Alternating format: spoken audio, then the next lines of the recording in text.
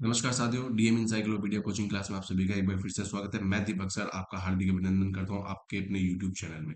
तो दोस्तों, last class में हमने जो डिस्कशन किया था वो था हमारा हड़प्पन सिविलाइजेशन, जो कि कंप्लीट चैप्टर में आपको दे चुका हूं।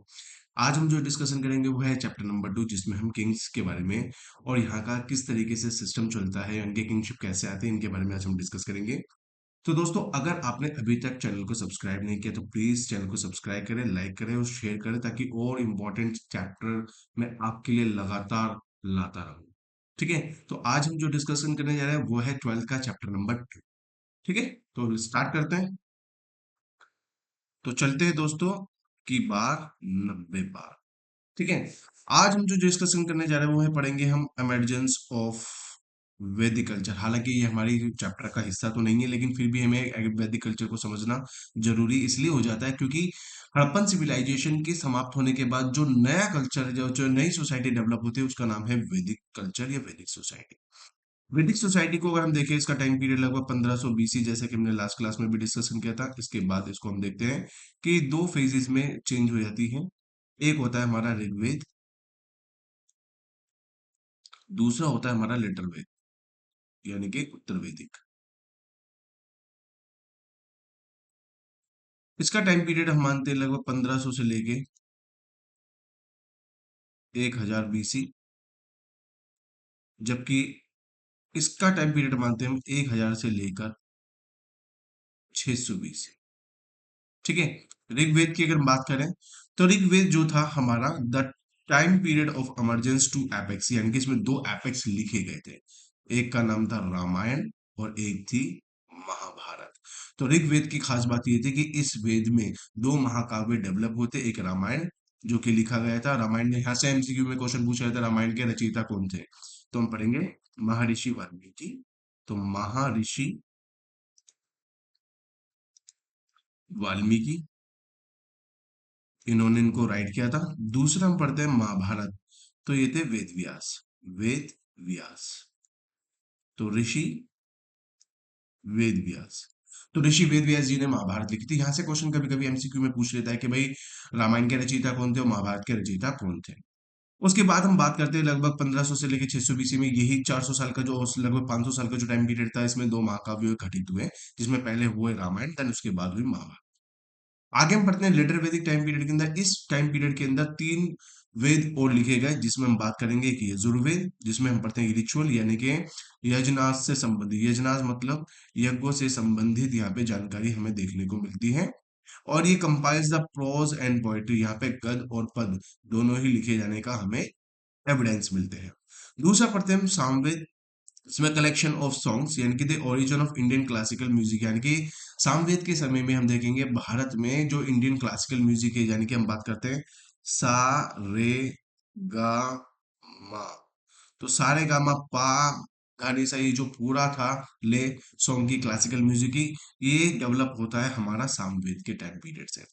नेक्स्ट हम पढ़ते हैं तीसरा जो वेद था, मतलब जो फोर्थ वेद था हमारा, वो था अथर्ववेद। ये था कलेक्शन ऑफ मैजिक, यानी कि यहाँ पे जादू टोना, ठीक है ना, स्पेल मंत्र और मेडिसन, बलि ट्रेडिशन एंड कंजर्वेटिव आइडियोलॉजी, ये ज्यादा डेवलप होनी शुरू हो जाती है। और ये जो टाइम पीरियड था, लेटर वैदिक टाइम पीरियड, ये था एंड ऑफ द वैदिक सोसाइटी का टाइम पीरियड था। अब यहाँ पर होता क्या है, लेटर वैदिक सॉरी अथर्ववैदिक टाइम पीरियड में क्या होता है, अथर्ववेद के अंदर बहुत ज्यादा ब्राह्मणवाद का बोलबाला हो जाता है, यानी कि ब्राह्मण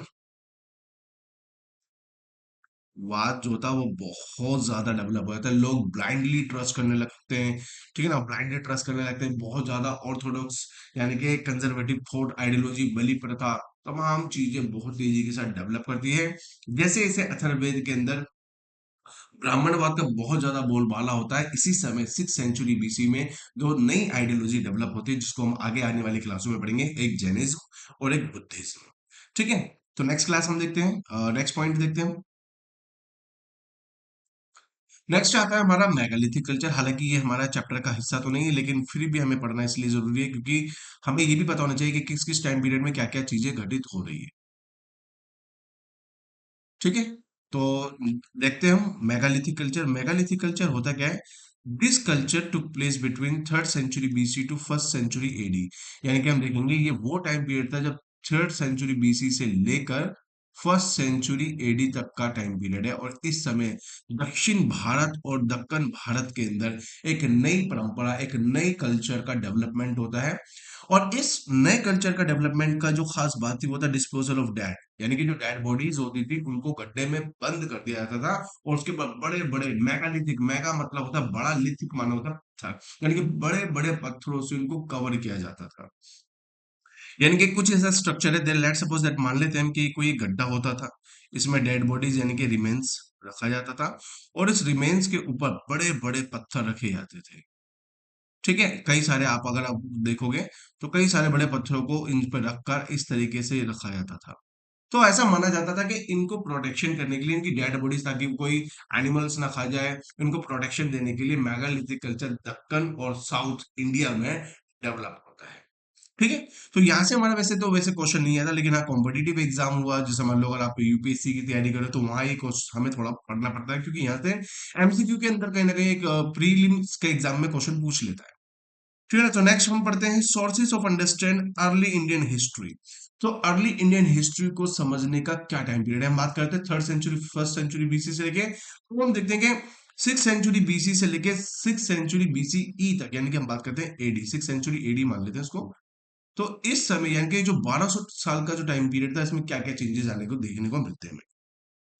सबसे पहले हम देखते हैं कि historian attempts to understand the early history, six century BC to six century AD कर लेते हैं इसको। सिक्स सेंचुरी एडी के अंदर समझने की कोशिश करते हैं, drawing the arrange of sources inscription, यानी कि किस तरीके से हमें 1200 साल का टाइम पीरियड कैसे हम इसको स्टडी करते हैं। तो हम इसको स्टडी करते हैं बेसिस पर, किस पे, आर्कियोलॉजिकल एविडेंस लाइक इंस्क्रिप्शन हो गए, टेक्स्ट हो गए, यानी कि जो भी टेक्स्ट लिखे गए थे, जैसे हम बात करेंगे टेक्स्टों के बारे में, तो इस समय के जो दो महत्वपूर्ण टेक्स्ट थे वो थे मैगस्थनीक इंडिका और कौटिल्य का अर्थशास्त्र। इसके अलावा हम पढ़ेंगे कॉइन्स, कॉइन्स जो कि हमें पढ़ने के लिए, अंडरस्टैंड करने के लिए कि किस राजा के समय में कौन कौन से कॉइन्स हुआ करते थे, इनके बारे में भी हम पढ़ेंगे, क्योंकि सबसे पहले जो कॉइन्स डेवलप हुए थे वो थे पंचमार्क कॉइन्स। इसके अलावा विजुअल मटेरियल, इनकी जो भी हमें विजुअल मटेरियल मिले, लाइक जैसे पोइट्री हो गई, वहां पे जो भी एविडेंसेस है, उन एविडेंसेस के बेसिस पर हम सिक्स सेंचुरी बीसी से लेकर सिक्स सेंचुरी एडी का टाइम पीरियड समझने की कोशिश करते हैं। नेक्स्ट हम देखते हैं, दिस इंक्लूड फाइन पोएट्री। यहाँ पे क्या क्या था, फाइन पोएट्री थी, बाउल थी, डिशेस थी, इसके अलावा ग्लॉसी फिनिश, और इसको हम नॉर्थ ब्लैक पॉलिश वेयर के नाम से जाना जाता है। तो ये कल्चर था नॉर्थ ब्लैक पॉलिश्ड वेयर। ठीक है, यहाँ से वैसे क्वेश्चन कभी नहीं आता, क्योंकि ये क्वेश्चन आता है बड़ी क्लासों में, जब आप मान लो ग्रेजुएशन की तैयारी कर रहे हो या ऑनर्स कर रहे हो, तो वहां पे ही क्वेश्चन जरूर आता है, लेकिन यहाँ ट्वेल्थ में क्वेश्चन नहीं आएगा। लेकिन फिर भी हमें पढ़ना इसलिए जरूरी है ताकि हमारी फ्लुएंसी, अंडरस्टैंडिंग चलती रहे कि क्या घटनाएं घटी बीच बीच में, और वो किस तरीके से सिक्स सेंचुरी बीसी के अंदर डेवलपमेंट होता है एक नए एम्पायर का। इनके 16 महाजनपदों में हम डिस्कशन करेंगे, और बेसिकली सबसे ज्यादा जो फोकस रहेगा वो रहेगा हमारा Magadh, probably use by the rich people. और ये जितने भी हमें एविडेंसेस मिले, बाउल मिली है, डिशेस मिली है, ग्लॉसी फिनिश या नॉर्थ ब्लैक पॉलिश वेयर मिले, ये सारे के सारे रिच पीपल इसका यूटिलाइज करते थे, क्योंकि कॉस्टली होते थे। ये ऑर्नामेंट्स का, tools, weapons, vessels, figurines and made of the wide range of material, और ये बड़ी संख्या के अंदर जो मटेरियल बनाए जाते थे वो बेसिकली किसके होते थे, गोल्ड के होते थे, सिल्वर के होते थे, कॉपर के होते थे, ब्रॉन्ज के होते थे, आइवरी यानी कि हाथी दांत, ग्लास यानी कि शीशा, शेल और टेराकोटा के होते थे, जो कहीं ना कहीं हमें इस समय का इतिहास को जानने में मदद करता है। नेक्स्ट हम देखते हैं इसी के अंदर, सिक्स सेंचुरी बीसी में हम बात करते हैं, often regarded as a major turning point of the early Indian history. आखिर ऐसा हुआ क्या सिक्स सेंचुरी बीसी के अंदर के यहाँ पे एक हिस्ट्री में एक major important turning point rise होता है। तो सबसे पहले हम देखते हैं कि सिक्स सेंचुरी बीसी के अंदर जो सबसे अच्छी बात रही वहां पे थी एमरजेंस ऑफ 16 महाजनपदास। अब ये महाजनपदास क्या होते हैं अभी समझते हैं आगे। तो जनपद और महाजनपद, इनके बारे में हम डिस्कशन करेंगे अभी। तो इस समय क्या था, 16 महाजनपद डेवलप हुए। 16 महाजनपद मतलब पहले जो ज्योग्राफिकल एरिया थी, कम पॉपुलेशन थी, उसे जन कहा जाता था। फिर जन बढ़ी संख्या, पॉपुलेशन डिक्रीज होने, सॉरी इंक्रीज होने लगी, डेवलप होने लगे, कल्चर बढ़ने लगा, एग्रीकल्चर डेवलपमेंट बढ़ने लगा, तो यही जनपद बन गए। और जैसे जैसे वेल फॉर्म ऑफ जनपद थी वो आगे चल के महाजनपद बन गए। ठीक है, तो ये जो टाइम पीरियड था सिक्स सेंचुरी बीसी, वो था एमरजेंस ऑफ 16 महाजनपद।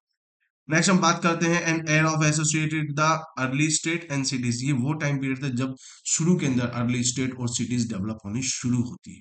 नेक्स्ट हम पढ़ते हैं इसी में associated the growing of iron. ये पहली बार ऐसा था कि 6th सेंचुरी बीसी में, ध्यान रखना, 6th सेंचुरी बीसी में भारत में आयरन का डेवलप होना शुरू होता है।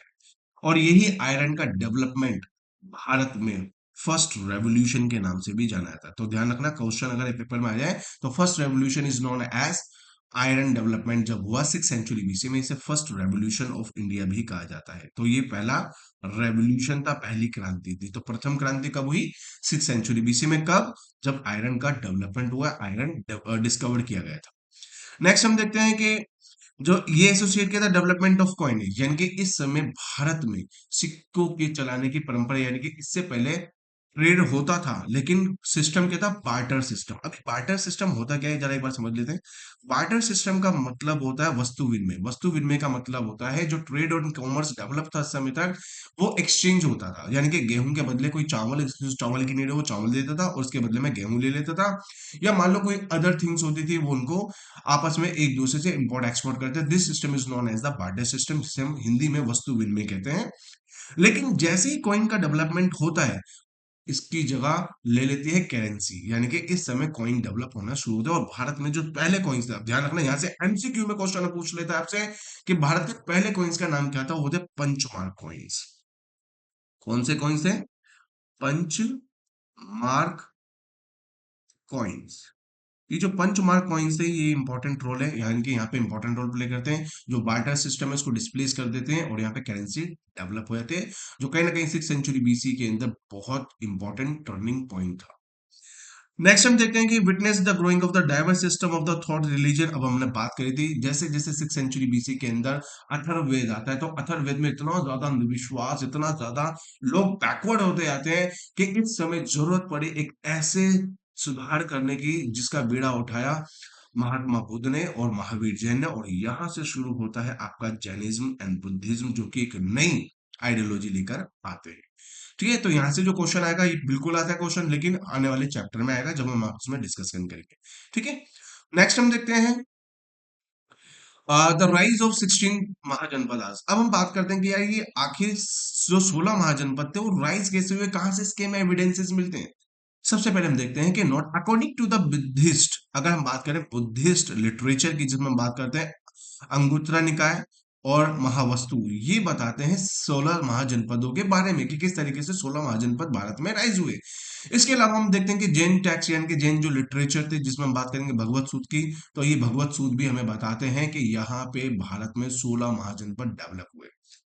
बात क्या करते हैं इसमें, दोनों ही ये क्या बताते हैं, दोनों ही बताते हैं कि 16 महाजनपद और great kingdom at the beginning of the 6th century BC in India. ये बताते हैं कि 6th सेंचुरी बीसी इंडिया में भारत में 16 महाजनपद राइज होते हैं, जो कि ग्रेट किंगडम थे। इसके अलावा हम देखते हैं कि यहाँ पर दो प्रकार के आ, 16 महाजनपद थे। एक थे मोनार्कियल सिस्टम, यानी कि मोनार्की सिस्टम था। एक था नॉन मोनार्कियल, यानी कि जिसमें मोनार्की सिस्टम नहीं था। एक था, एक मान करते हैं एक राजतंत्र की और गैर राजतंत्र की, यानी कि यहाँ पे राजा का बेटा राजा हुआ करता था, जबकि नॉन मोनार्कियल सिस्टम में राजा का बेटा राजा होना जरूरी नहीं था। यहाँ पे काबिलियत के आधार पर, जो क्वालिटी थी, एबिलिटी थी, उसके बेसिस पर ही किंगशिप को दिया जाता था। हम बात करते हैं मोनार्कियल सिस्टम में कौन कौन से भारत के 16 महाजनपद थे। इसमें अंग था, मगध था, काशी थी, कौशल, वत्स, चेदी, शूरसेन, इसके अलावा मत्स्य, अवंती और गंधार। ये वो 16 महाजनपदों में से जनपद थे जो मोनार्कियल सिस्टम पर बेस्ड थे, यानी कि किंगशिप पर बेस्ड थे। दूसरा था हमारा नॉन मोनार्कियल सिस्टम। यहाँ पे वज्जी, मल्ल, कुरु, पंचाल, कंबोज और अश्मका, यानी कि अश्मक, ये जो थे, ये वो थे जो नॉन मोनार्कल सिस्टम थे, यानी कि यहाँ पे जरूरी नहीं था कि राजा का बेटा ही राजा होगा। अब काबिलियत के बेसिस पे, एबिलिटी के बेसिस पे यहाँ पे किंगशिप को अडॉप्ट किया जाता था। नेक्स्ट क्वेश्चन बनता है हमारे यहाँ से, व्हाई डिड 16 महाजनपद राइज? क्या कारण थे कि 16 महाजनपद राइज हुए? कारण number one, socio economic development. यहाँ पे सामाजिक और आर्थिक विकास होने लगा। अभी सामाजिक और आर्थिक विकास क्या था भाई? जो समाज था, अब जैसे हम वर्ण व्यवस्था की बात करते हैं, जब वेदास आए थे, खासकर हम बात करते हैं जब ऋग्वेद का टाइम पीरियड था, तो वर्ण व्यवस्था उसी से चालू हो चुकी थी। और इस वर्ण व्यवस्था के अंदर व्यक्ति की पहचान कर्म से होती थी, ना कि जन्म से होती थी। यानी कि यहाँ पे 4 वर्ण हमें देखने को मिलते हैं, ब्राह्मण, क्षत्रिय, वैश्य और शूद्र। जबकि वैदिक लेटर वैदिक टाइम पीरियड में, उत्तर वैदिक काल के अंदर हम देखे हैं कि जो वर्ण व्यवस्था थी, पहले क्या था, कर्म आधार था, उसके बाद जन्म आधार बन जाता है। अर्थात ब्राह्मण का पुत्र ब्राह्मण होगा, क्षत्रिय का पुत्र क्षत्रिय, वैश्य का वैश्य और शूद्र का पुत्र शूद्र होता था। ठीक है ना। इस समय सोशल डेवलपमेंट हो चुका था, इकोनॉमिक डेवलपमेंट हो चुका था, क्योंकि एग्रीकल्चर डेवलपमेंट इस समय शुरू हो चुका था, आयरन आ चुका था। नेक्स्ट हम बात करते हैं डेवलपमेंट ऑफ आयरन, यानी कि यहाँ पे आयरन डेवलप हो चुका है। ठीक है ना। आयरन डेवलपमेंट होने की वजह से एग्रीकल्चरल वेपन्स जो थे वो बढ़ने लगते हैं। इससे ट्रेड एंड कॉमर्स में एक क्रांति आती है।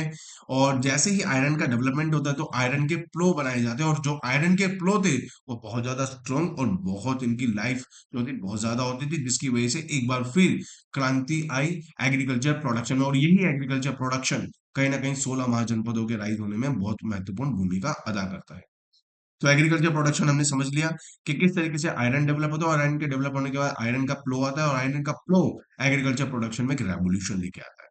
हम बात करते हैं इसके बाद जो अभी तक जन थे, मैंने आपको बताया अभी लास्ट पीछे कि जन क्या थे, छोटे छोटे मान लो कोई गांव हो जाते थे या फैमिलीज होती थी, ये कहलाते थे जन। जब यही जन आगे चलकर बहुत सारे फैमिलीज में कन्वर्ट हो जाते थे तो बड़े गांव का एक स्ट्रक्चर रूप ले लेते थे, तो ये कहलाते थे जनपद। और यही जनपद की जो वेल डेवलपमेंट फॉर्म होती थी, यानी कि बहुत सारे फैमिलीज विलेजेस मिलकर क्या कर लेते थे, कई सारी फैमिली, फिर फैमिली से गांव, गांव से बहुत बड़े गांव मिलकर क्या बना लेते थे, ये बना लेते थे महाजनपद। तो ये महाजनपद होने की वजह से यहाँ पे 16 महाजनपद राइज हुए। क्यों हो रहा है ऐसा? ऐसा इसलिए हो रहा है क्योंकि एग्रीकल्चर प्रोडक्शन में क्रांति आ गई, रेवोल्यूशन आ गया, है नहीं।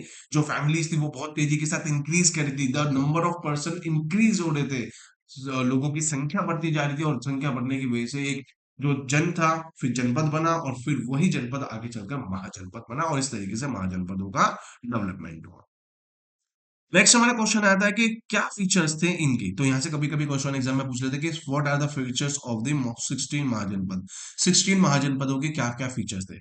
सबसे पहले हम देखेंगे the most mahajanapada were ruled by the king. जो ज्यादातर जनपद थे वो राजा द्वारा चलाए जाते थे, यानी कि राजा इनको रूल करता था। Were oligarchy which known as the ganas. इनको गन्स के नाम से जाना जाता था, इनको गनास कहा जाता था, गण कहा जाता था, या इसके अलावा इनको संघ कहा जाता था। Where power was share by the number of man. यहाँ पे पावर शेयर किए जाते थे कई सारे मैन से, ऑफनली कलेक्टिवली द राजास। और उसको व्यक्ति को राजास कहा जाता था। तो राजा जो था वो किंग होता था, और यही राजास क्या करता था, अच्छे तरीके से कंट्रोल करता था पॉपुलेशन को, रूल करता था महाजनपदों को। ठीक है। नेक्स्ट हम देखते हैं कि each mahajanapada had a capital city. हर हर महाजनपद की कैपिटल होती थी। जैसे हम बात करेंगे मगध की, तो मगध की जो होती थी कैपिटल वो पाटलिपुत्र थी। तो यानी कि हम देखते हैं कि हर जनपद की क्या होती थी, अपनी कैपिटल सिटी होती थी, विच वाज ऑफन फोर्टिफाइड, जिनको क्या किया जाता था, फोर्टिफाइड किया जाता था। फोर्टिफाइड का मतलब होता है, लेट्स सपोज दैट, मान लेते हैं कि यह हमारा एक किला है। ठीक है ना, यह हमारा एक किला है। इस किले की प्रोटेक्शन करने के लिए इसके चारों तरफ कवर की जाती थी वॉल। तो ये जो वॉल होती थी, ये वॉल को कवर क्यों किया जाता था, वॉल को कवर्ड इसलिए किया जाता था ताकि विदेशी आक्रमण, बाहर का व्यक्ति कोई आकर यहाँ पर अटैक ना कर सके। और इसी फोर्टिफिकेशन एरिया के अंदर सारा trade and commerce, agriculture production, लोगों के रहने सहने की व्यवस्था अच्छे से थी। यानी कि अगर कोई भी व्यक्ति बाहर से आक्रमण करने के पर्पज से आता था तो ये अपने आप में सेफ होते थे, इसीलिए यहाँ पे फोर्टिफिकेशन की व्यवस्था भी देखने को मिलती है। नेक्स्ट हम देखते हैं, ईच महाजनपद हैड, यानी कि हर जो महाजनपद था, had well maintained standing army. यानी कि हर महाजनपद की अपनी एक वेल स्टैंड आर्मी हुआ करती थी। रेगुलर ब्यूरोक्रेसी थी, एक लगातार ब्यूरोक्रेसी थी। जो ब्यूरोक्रेसी क्या करती थी, एडमिनिस्ट्रेशन को चलाने में मदद करती थी। नेक्स्ट हम देखते हैं कि धर्म सूत्र रिटर्न जो थे ब्राह्मणों द्वारा लिखे गए थे, जिसके अंदर राजाओं के नॉर्म्स यानी कि रूल रेगुलेशन लिखे हुए थे कि राजा के क्या क्या फंक्शंस हैं। इसी के बेसिस पे धर्म सूत्रों में मेंशन किया गया है। The ruler were ideally expected to be the Kshatriya. और ये उम्मीद की जाती थी कि जो भी राजा बने वह कौन से वर्ण का होना चाहिए, वो क्षत्रिय वंश का होना चाहिए, क्षत्रिय वर्ण का होना चाहिए। है ना। ये एक्सपेक्टेड की जाती थी राजाओं से। नेक्स्ट हम देखेंगे ruler were also collected taxes. यानी कि रूलर्स को ये राइट होता था, राजा को ये राइट होता था कि वो टैक्सों को कलेक्ट करे। अभी टैक्स को कलेक्ट करने से फायदा क्या था, टैक्स को कलेक्ट करने से फायदा ये था, इनको रेवेन्यू जनरेट होता था, और उस रेवेन्यू जनरेशन करने से ये क्या करते थे, अपने एडमिनिस्ट्रेशन को अच्छे से चलाते थे, अपने सिस्टम को अच्छे से चलाते थे, ताकि वो अपने लोगों को, यानी कि जो उनके सिटीजन होते थे, वो उनको सारी फॉर्मेलिटीज, सॉरी, जितनी भी फैसिलिटीज थी वो दे सके। इसके अलावा हम देखते हैं कि ये जो टैक्स कलेक्शन का राइट था वो किससे लेते थे, ये लेते थे कल्टीवेटर, जितने भी कल्टीवेटर से जो कल्टीवेशन करते थे, एग्रीकल्चर प्रोडक्शन करते थे, जो ट्रेडर्स थे उनसे लेते थे, और जो आर्टिसन थे उनसे ये टैक्स वसूल करने का काम करते थे। ठीक है, तो ये इंपॉर्टेंट बन जाता है आपका। They were allowed to be raid the neighbouring state, इनको ये भी राइट दिया गया था कि भाई राजाओं को, कि भाई वो अपने पड़ोसी देशों पर अटैक करें, and recognize the legitimate means of the acquirement, ताकि वो अपनी संपत्ति को एक्वायर कर सके, और एक्वायर करने के बाद अपने जो एम्पायर था उसको एक्सपेंड कर सके, वेल्थ को कलेक्ट कर सके। और ये सारे जो है हमें धर्मसूत्रों में या इसमें 16 महाजनपदों में देखने को मिलता है, जहाँ कहीं ना कहीं रूल रेगुलेशन मेंशन किए गए थे। हम बात करते हैं कि मगध द मोस्ट पावरफुल महाजनपद, आखिर ऐसे क्या कारण बना कि मगध ही सबसे ज्यादा इंपॉर्टेंट और पावरफुल महाजनपद के रूप में राइज होता है। बात करते हैं हम, मगध वॉज अ रीजन और where agriculture was specially productive, यानी कि यहाँ पे एग्रीकल्चर प्रोडक्शन बहुत अच्छा था। अब एग्रीकल्चर प्रोडक्शन होने की वजह से यहाँ पे ट्रेड एंड कॉमर्स भी डेवलप था, ट्रेड एंड कॉमर्स डेवलप होने की वजह से यहाँ पे एक वेल्दी, पैसों वाला स्टेट भी था, और यही वजह रही कि मगध सबसे ज्यादा पावरफुल महाजनपद के रूप में राइज हुआ। दूसरा हम देखते हैं point, Magadh iron mines, Magadh के अंदर आयरन की माइंस थी। आयरन माइंस मतलब लोहे की खदानें थी, और accessibly the provide the resource for the tools and weapons, और इसकी वजह से यहाँ पे टूल्स और वेपन्स को बनाने में भी मदद मिली। यानी कि यहाँ पर एक तो एग्रीकल्चर प्रोडक्शन है, दूसरी बात यहाँ पे आयरन की माइंस है, और आयरन की माइंस होने की वजह से यहाँ पे टूल्स भी बन रहे हैं एग्रीकल्चर प्रोडक्ट्स में, और मिलिट्री के लिए वेपन्स भी तैयार हो रहे हैं, तो कहीं ना कहीं यहाँ पर एक पावरफुल महाजनपद राइज होता है। इसके अलावा हम देखते हैं कि elephant in important component of the army, army के कंपोनेंट में हम देखेंगे एलिफेंट का बहुत बड़ा रोल होता है, क्योंकि अब आर्मी के पास एलिफेंट भी थे, और ये एलिफेंट कहाँ से मिल रहे थे, ये मिल रहे थे इनको अपने जंगलों से, फिर जंगलों से ये एलिफेंट को पकड़ के अपनी आर्मी में शिफ्ट कर रहे थे, उनको ट्रेन करते थे, और इस तरीके से एक सुपर पावर, यानी कि एक बड़ी शक्ति के रूप में ये महाजनपद राइज होता है मगध। इसके अलावा हम देखेंगे गंगा नदी और उसकी जो ट्रिब्यूटरी थी वो भी कहीं ना कहीं मीन्स ऑफ चीप ट्रांसपोर्टेशन देते हैं, कम्युनिकेशन देती हैं, और यहाँ से लोग आराम से ट्रेड एंड कॉमर्स व्यापार कर रहे थे, और कहीं ना कहीं यहाँ महाजनपद को, यानी कि मगध महाजनपद को डेवलप होने में इंपॉर्टेंट रोल मिलता है। नेक्स्ट हम बात करते हैं एम्बिशियस किंग, यहाँ पे बहुत एम्बिशियस किंग रहे, जैसे हम बात करते हैं कि बिंबिसार की, बिंबिसार का जो बेटा था वो था अजात शत्रु, और इन्होंने मिलकर, यानी कि बिंबिसार ने एक डायनेस्टी डेवलप की थी जिसका नाम है हर्यक डायनेस्टी। तो हर्यक डायनेस्टी को डेवलप किया था। उसके बाद हम देखेंगे इसके बीच में हर्यक डायनेस्टी के बाद एक आती है शिशुनाग वंश। तो शिशु नाग वंश या डायनेस्टी डेवलप होती है, और इसके बाद जो अगली डायनेस्टी डेवलप होती है वो होती है नंद डायनेस्टी, नंद, नंद डायनेस्टी। अभी समझते हैं इसको क्या है ये। तो एम्बिशियस किंग हुए, बहुत इंपॉर्टेंट राजा यहाँ पे डेवलप होते हैं मगध के अंदर। तो मगध के अंदर जो पहली डायनेस्टी डेवलप हुई वो थी हर्यक डायनेस्टी, उसके बाद आए शिशुनाग वंश या शिशुनाग वंश या नाग डायनेस्टी आई थी, शिशुनाग डायनेस्टी। उसके बाद जो अगली डायनेस्टी आई वो थी नंद डायनेस्टी, और नंद डायनेस्टी के जो अंतिम शासक थे, रूलर थे, जिसका नाम था धनानंद। धनानंद को हराकर चंद्रगुप्त मौर्य मौर्यन डायनेस्टी को डेवलप करते हैं, ठीक है, जिसको हम आगे पढ़ेंगे। अब इसके अलावा हम पढ़ेंगे Mahapadmananda, Nanda are the best known and their minister, तो यानी कि ये जो राजा थे, है नहीं, और इनके जो मिनिस्टर थे वो कहीं ना कहीं इंपॉर्टेंट रोल प्ले करते हैं मगध को पावरफुल बनाने में, और इनकी जो पॉलिसीज थी वो इसको इम्प्लीमेंट करते हैं। तो इस तरीके से मगध जो था वो सबसे ज्यादा पावरफुल महाजनपदों में राइज होता है। नेक्स्ट क्वेश्चन हम देखते हैं कि अगली चीज हम देखते हैं कि भाई sources to understand modern empire. अभी मैंने आपको क्या बताया, मैंने आपको बताया कि धनानंद को हराकर चंद्रगुप्त मौर्य मौर्यन डायनेस्टी को डेवलप करते हैं। अब हम देखते हैं कि इस तरीके से मॉडर्न डायनेस्टी को समझते हैं, क्या क्या हमारे पास एविडेंसेस है। तो हम देखेंगे historian have used a variety of sources to reconstruct the history of the modern empire, यानी कि हिस्टोरियन ने कई सारे वैरायटी ऑफ सोर्स को रिकंस्ट्रक्ट किया, यानी कि इकट्ठा किया, कलेक्ट किया, और उसके बेसिस पर मॉडर्न एम्पायर को एक्सपेंड करते हैं, एक्सप्लेन करते हैं, समझते हैं। नेक्स्ट हम देखते हैं कि contemporary work such as the account of the Megasthenes. Megasthenes जो कि एक कौन थे, ग्रीक अम्बेसडर थे, जो चंद्रगुप्त मौर्य के समय में भारत में आए थे, और इन्होंने एक बुक लिखी थी, उस बुक का नाम था इंडिका। अब एमसीक्यू के अंदर क्वेश्चन ये पूछ लेता है कि who was the writer of indica, तो इंडिका का राइटर कौन था, ध्यान रखना, ये थे मैगस्थनीज। कहां से आए थे, ये ग्रीक अम्बेसडर थे, यानी कि एक दूतावास थे जो ग्रीक से आए थे, यूनान से आए थे, ठीक है। नेक्स्ट हम बात करते हैं दूसरा एक और हमारे पास सोर्स है टैक्स के रूप में, वो है हमारे पास अर्थशास्त्र। अब अर्थशास्त्र के फाउंडर कौन थे, राइटर कौन थे, ये थे कौटिल्य या इसे हम चाणक्य, जिनका रियल नेम था विष्णुगुप्त। ध्यान रखना, कभी कभी क्वेश्चनों में ये पूछ लेता है इनका रियल नेम क्या था, तो विष्णुगुप्त इनका रियल नेम था, जिनको कौटिल्य चाणक्य के नाम से भी जाना जाता है। अभी यही वही चाणक्य थे जो नंद डायनेस्टी के अंदर थे, यानी कि धनानंद के पास थे, और धनानंद के ये मिनिस्टर थे। लेकिन कहा जाता है, इतिहास में माना जाता है कि भाई जो धनानंद थे उनको इन्होंने चाणक्य को इंसल्ट करके अपने एम्पायर से बाहर कर दिया था, और इसी के बाद चाणक्य कसम खा लेते हैं कि भाई मैं इस डायनेस्टी को अंत करूंगा। बाई चांस क्या होते हैं, इनकी मुलाकात होती है चंद्रगुप्त मौर्य से, और चंद्रगुप्त मौर्य को ये ट्रेंड करके नंद वंश पर अटैक करते हैं, और यहीं से शुरू होता है एक नई डायनेस्टी, एक नए युग की शुरुआत, जिसको हम पढ़ते हैं मौर्यन एम्पायर। ठीक है, तो नेक्स्ट हम देखते हैं आगे। बिसाइड द बिसाइड द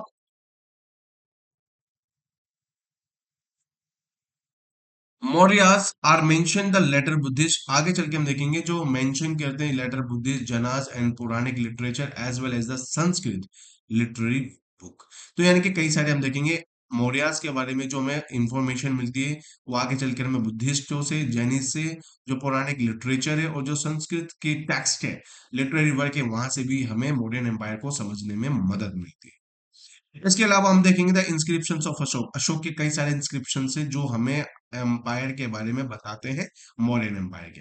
अब ये इंस्क्रिप्शन होता क्या है, इंस्क्रिप्शन का मतलब होता है अभिलेख, अभिलेख का मतलब होता है राइटिंग्स। राइटिंग के अंदर कई सारे में ऐसे एविडेंसेस मिले हैं जो कहीं ना कहीं हमें मौर्यन एम्पायर के बारे में बताते हैं। ये कई सारे हमें, जैसे हम देखेंगे रॉक एडिक्ट अभिलेख भी हमें मिले, रॉक एडिक्ट यानी कि शिला पर यानी कि चट्टानों पर लिखे गए हैं। इसके अलावा हमें पिलर भी मिले हैं, यानी कि खंभों पर भी हमें कई सारे इंस्क्रिप्शन मिले, जिसके बेसिस पर हम मौर्यन एम्पायर को समझने में मदद करते हैं, यानी कि मौर्यन एम्पायर को हम समझते हैं अच्छे से।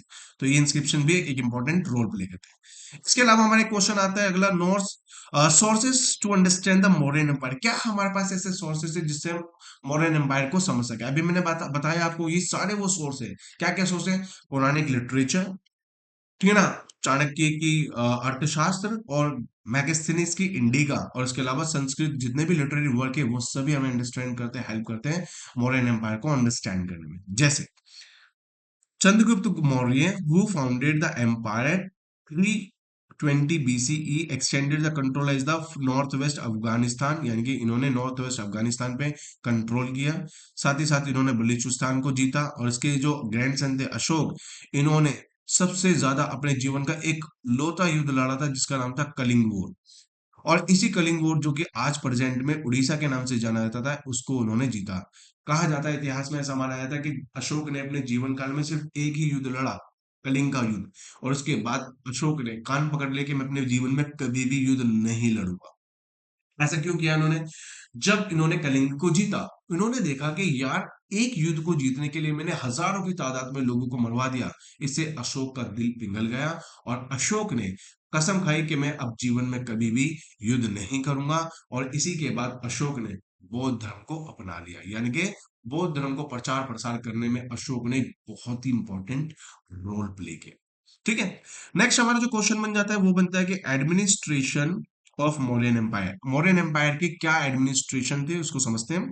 There were the 5 major political center, यहाँ पे 5 मेजर पॉलिटिकल सेंटर थे, यानी कि इनकी जो कैपिटल थी, मैंने अभी जैसा बताया कि पाटलिपुत्र, जिसको आज पटना के नाम से जाना जाता है, तो पाटलिपुत्र यहाँ की कैपिटल थी। प्रोविंशियल सेंटर ऑफ द, यहाँ पे कई सारे प्रोविंशियल सेंटर जैसे तक्षशिला हो गया, उज्जैनी होगी, तोसाली होगी, और सुंदर क्या है ये, स्वर्ण नगर हो गया या स्वर्ण नगरी हो गई। इसके अलावा अशोका के इंस्क्रिप्शन में ये सब हमें जानने को मिलता है।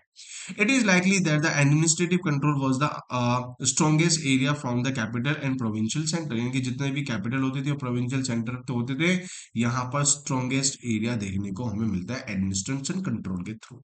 So these centers was carefully chosen, both Taxila and the Ujjaini being a situated important long distance trade route।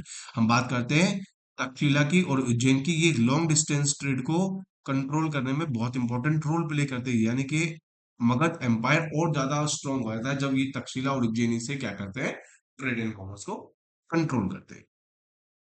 इसके अलावा हम देखते हैं कम्युनिकेशन। कम्युनिकेशन में हम क्या देखते हैं, कम्युनिकेशन में हम देखते हैं कि यहाँ पे रिवराइन रूट यानी कि रिवर के वाले जो रूट है वहां पे देखते हैं, vital for the existence of the empire. तो कहीं ना कहीं गंगा रिवर रिवर वाला जो रिवर वाले क्षेत्र होते थे वहां पे ये ट्रेड एंड कॉमर्स को भी डेवलप करने में इंपॉर्टेंट रोल प्ले करते हैं, जिसकी वजह से मौर्यन एम्पायर और ज्यादा डेवलप होता है।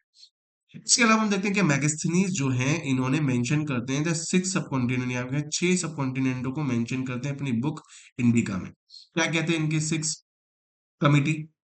सबसे पहले हम देखते हैं कि सब continent look after the navy the second. पहली जो थी इनकी थी नेवी, ये कहते थे कि भाई नेवी जो था सबसे ज्यादा स्ट्रॉन्गेस्ट था सब कॉन्टिनेंट में। दूसरा ये बताते हैं कि ट्रांसपोर्ट इंपॉर्टेंट था। तीसरा ये आगे चलकर बताते हैं कि भाई जो फुट सोल्जर थे, फुट सोल्जर मतलब जो पैदल सेना थी, ये भी इंपॉर्टेंट रोल प्ले करते थे। चौथा जो था वो था हॉर्स मिलिट्री जो थी वो भी कहीं ना कहीं रोल प्ले करती थी। पांचवा जो था वो चैरियट के रथ, जो रथों पर चलते थे वो भी इंपॉर्टेंट रोल प्ले करते थे। छठा जो था वो था एलिफेंट। और इस तरीके से इन्होंने क्या करा, मैगजीनीज ने 6 सब कमेटी को डिफाइन किया है अपने इंडिका में। ठीक है, नेक्स्ट हम देखते हैं अशोक के बारे में। अशोक जो है, Ashoka also try to hold the empire together by the propagating dhammas. अब क्वेश्चन यहां से पूछता है एग्जाम में, और ऐसा नहीं है कि कई बार, बहुत बार क्वेश्चन आता है अशोक की धम पॉलिसी से। व्हाट वाज द धम पॉलिसीज ऑफ अशोका, अशोका की धम पॉलिसी क्या थी? ठीक है, अब ये कहते हैं कि प्रोपेगेंडा करते हैं धम का, जैसा कि मैंने बताया आपको कि भाई अशोक ने अपने जीवन काल में सिर्फ एक ही युद्ध लड़ा था और उस युद्ध का नाम था कलिंग वॉर। और कलिंग वॉर के बाद अशोक ने प्रॉमिस किया अपने आप से, सिस्टम से, कि भी मैं अपने जीवन में कभी भी युद्ध नहीं लड़ूंगा। और उसके बाद अशोक ने धम्म पॉलिसी को अडॉप्ट किया और बौद्ध धर्म को एक्सेप्ट किया। फिर इन्होंने क्या किया, अपॉइंटिंग द सोशल ऑफिसर, इन्होंने एक सोशल ऑफिसर को, सॉरी सोशल स्पेशल ऑफिसर को अपॉइंट किया। ये जो स्पेशल ऑफिसर था इसका नाम था धम्म महामात्र। ये धम्म महामात्र था, इसका फंक्शन क्या था, ये क्या करता था, was appointed to spread the message of dhamma. इनका मेन काम था कि धम्म की जो मैसेज है, अशोक ने जो धम्म पॉलिसी को अडॉप्ट किया है उस धम्म पॉलिसी को पूरे एम्पायर के अंदर स्प्रेड करे। और जगह जगह इन्होंने स्पेशल ऑफिसर यानी कि धम्म महामात्र की नियुक्ति की, ताकि धम्म का प्रचार प्रसार पूरे क्या है मौर्यन एम्पायर में हो सके। अब ये धम्म था क्या, यहां से क्वेश्चन बन जाता है, व्हाट वाज द धम्म, धम्म क्या था? धर्म के अंदर इंक्लूड था रिस्पेक्ट टुवर्ड्स एल्डर, यानी कि बड़ों का आदर करना। कह सकते हैं बिल्कुल ये कि जो आज हम मैनर्स सिखाते हैं बच्चों को, है नहीं, वो है सारी चीजें। जैसे रिस्पेक्ट टुवर्ड्स एल्डर, बड़ों का आदर करना। जेनरोसिटी टुवर्ड्स ब्राह्मण, ब्राह्मण का जेनरोसिटी, उन पर दया करना। और those who renounce world widely life, जो कहते हैं renounce the world widely life, यानी कि Brahmans. And treating slaves and servant kindly, यानी कि जो भी आपके दास है, यानी कि युद्ध लड़ते हो, युद्ध लड़ने के बाद आपके स्लेव्स बनते हैं, उन स्लेव्स की भी क्या करो आप, अच्छे से ट्रीट करो। अपने जो एम्पायर के अंदर सर्वेंट से, उनके साथ मिसबिहेव ना करना, उनके साथ रिस्पेक्टफुली से ट्रीट करना। ठीक है ना, ये अशोक की धम्म मामा। तो मैं रिस्पेक्ट फॉर रिलीजन, सभी धर्मों का आदर करना। And tradition of other than the own ones, ऐसा नहीं मानना कि आपका ही धर्म, आपका जो ट्रेडिशन है, आपकी जो कल्चर है वही सुपीरियर है। नहीं, हर कल्चर, हर ट्रेडिशन, हर रिलीजन अपने आप में सुपीरियर है। तो सभी रिलीजन का रिस्पेक्ट करना, ये भी धम्म महामात्र की पॉलिसी थी। ठीक है, तो ये क्वेश्चन एग्जाम में बहुत बार पूछा गया, बहुत बार। तो इसलिए धम्म का क्वेश्चन अवॉइड नहीं करना, मोस्ट इंपॉर्टेंट क्वेश्चन। नेक्स्ट हम देखते हैं कि how many important was the empire, यानी कि जो एम्पायर था वो किस तरीके से इंपॉर्टेंट रोल प्ले करता है, या Mauryan empire as a major landmark in the earlier history. और जो मौर्यन एम्पायर है वो एक मेजर क्या है, लैंडमार्क प्ले करता है अर्ली इंडिया में या अर्ली इंडियन हिस्ट्री में। सबसे पहले हम देखते हैं कि emergence of the Mauryan empire, emergence of the Mauryan empire का was regarded as the major landmark. Mauryan empire ruled India for about 150 years, यानी कि लगभग 150 साल तक मौर्यन एम्पायर भारत में बना रहा। इट एक्सटेंडेड द कंट्रोल, इन्होंने एक्सटेंड किया control as far north west, इन्होंने नॉर्थ वेस्ट पे भी, अफगानिस्तान में भी, Baluchistan and the south up to the Andhra Pradesh, और दक्षिण भारत में आंध्र प्रदेश तक इन्होंने क्या किया, मौर्यन एम्पायर को एक्सपेंड किया, जो कि बहुत बड़ा एम्पायर था। नेक्स्ट हम देखेंगे कि सम ऑफ द आर्कियोलॉजिस्ट या आर्कियोलॉजिकल फाइंड, यानी कि कई सारे आर्कियोलॉजिकलिस्टों ने बहुत सारी चीजों को फाइंड आउट किया विद मौर्यंस, मौर्यंस के साथ इंक्लूड किया। जैसे स्टोन के स्कल्पचर हो गए, and consider as the example of the spectacular art typical of the empire, और इस एम्पायर में आर्ट एंड आर्किटेक्चर भी बहुत अच्छे से डेवलप होता है, जो कहीं ना कहीं एक स्पेशल लैंडमार्क करता है मॉडर्न एम्पायर। नेक्स्ट हम देखेंगे मॉयन empire of this historian found the message on Ashoka's inscription. तो अशोक के इंस्क्रिप्शन में कई सारे इन्होंने मैसेज भी फाइंड आउट किए, very different from the other most ruler, यानी कि ऐसा हम देखते हैं अन्य रूलर्स के अलावा। तो मौर्यन एम्पायर की खास बात जो थी वो था इंस्क्रिप्शन, और इंस्क्रिप्शन में अशोक ने कई सारे मैसेज दिए, ठीक है ना।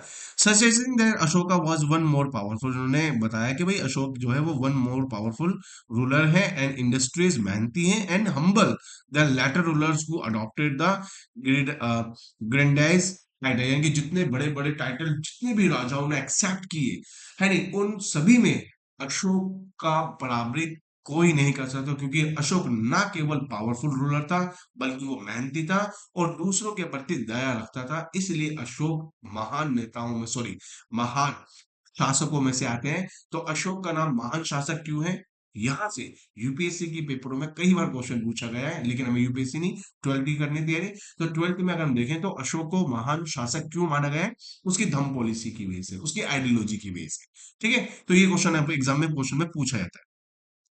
नेक्स्ट आपका आता है कि न्यू नोशंस, यानी कि न्यू नोशंस मतलब नोशन मीन होता आइडियाज, जो नए आइडियाज थे kingship in the early Indian history, Bharat के अर्ली इंडियन हिस्ट्री में वो क्या क्या नोशंस थे, क्या क्या आइडियाज थे। नेक्स्ट हम देखेंगे the new kingdom that emerge in south, Bharat के दक्षिण में नए नए क्या हुए, किंगडम एमर्ज हुए, इंक्लूडिंग द चीफडम्स, जैसे चोलास, चेरास और पांड्यास। तो हम देखेंगे चोलास तमिलनाडु में, चेरास केरल में, और पांड्यास जो थे वो कर्नाटक में। इस तरीके से दक्षिण भारत के अंदर जो तीन राज्य है, कर्नाटक, केरल और तमिलनाडु, इनमें ये तीन डायनेस्टियां डेवलप, ठीक है। तो ये क्या कहते हैं, नए नोशंस, नए आइडियाज भी डेवलप हो रहे हैं, कब, अर्ली इंडियन हिस्ट्री। नेक्स्ट हम देखते हैं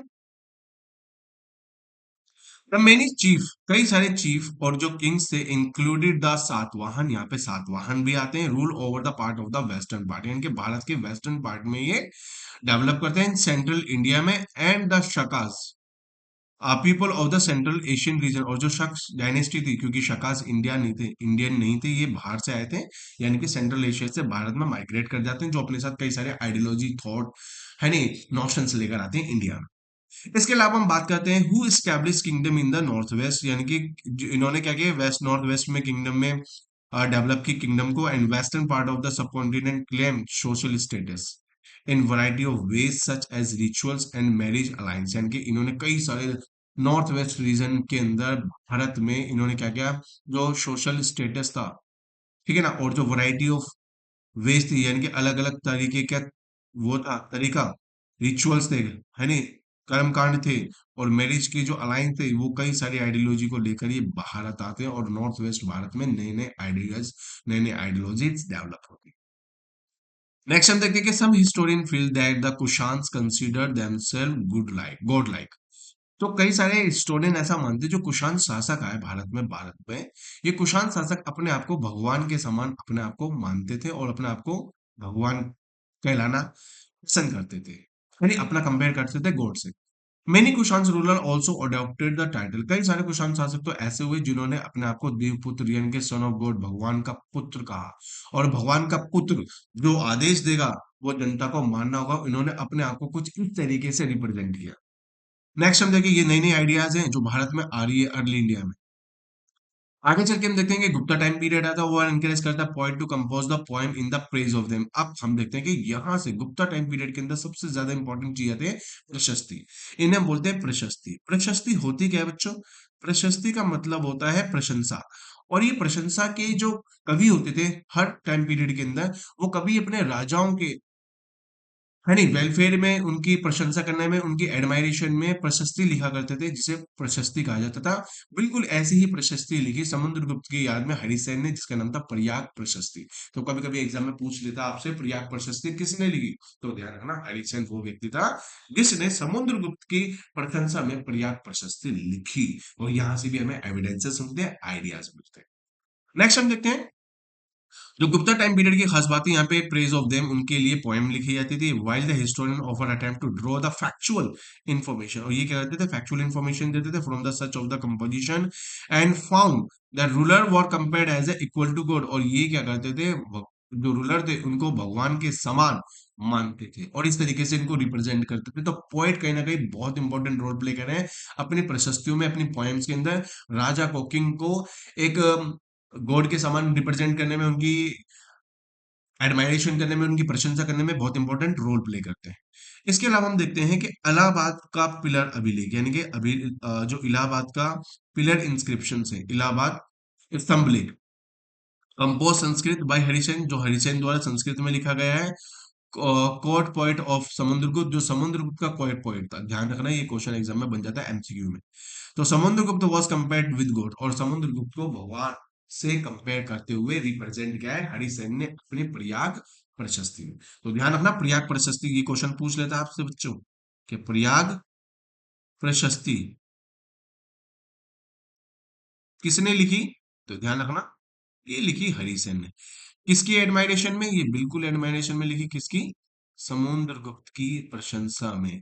और उन्होंने समुद्रगुप्त को किसके कंपेयर में माना, भगवान के रूप में माना, यानी कि इक्वल टू गॉड, भगवान के समान माना।